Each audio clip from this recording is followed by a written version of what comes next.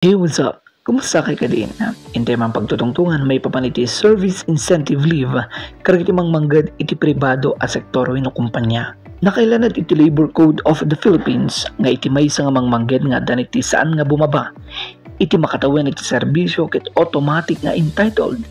Iti service incentive leave nga adan kay batugan nga mga aldaw wenno 5 days leave with pay.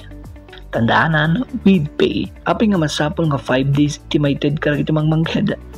Gaputa da ito kit mandatory employment benefit nga saan nga mabalin nga ikaten wenno kisayan ti employer. Kasano no kisayan latan employer, aramida na 2 days or 3 days laeng.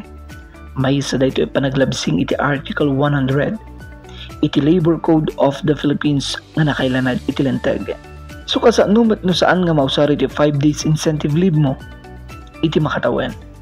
Naskan nga i-convert ni employer into cash by the end of the year. No saan nga ited? Naskan nga singirap. Ngayam adda iti sick leave wenno vacation leave nga nakikabil iti linteg. Awan, may basar iti Labor Code of the Philippines, service incentive leave laing iti nakailanad para karagiti adda iti makatawen iti serbisyo. Masarakan iti Article 95 iti Labor Code. Kaya nasawen nawaya kayo nga usaren. Mabalin yung usarin para ito panagbakasyon. Dumangtid met additional leave iti kumpanya, kas iti birthday leave, mabalin data. Ngayon naskan nga may patpatungpal iti na kailangan ti Labor Code, a 5 days leave with pay, para karagiti adda makatawin iti serbisyo. Mabalin kay agturong ti Department of Labor and Employment uno dole, nga sidag kada kayo. Tap na mga datag iti nanan nga reklamo, may naig ti saan nga parang ipa iti employer iti 5 days service leave with pay kada kayo.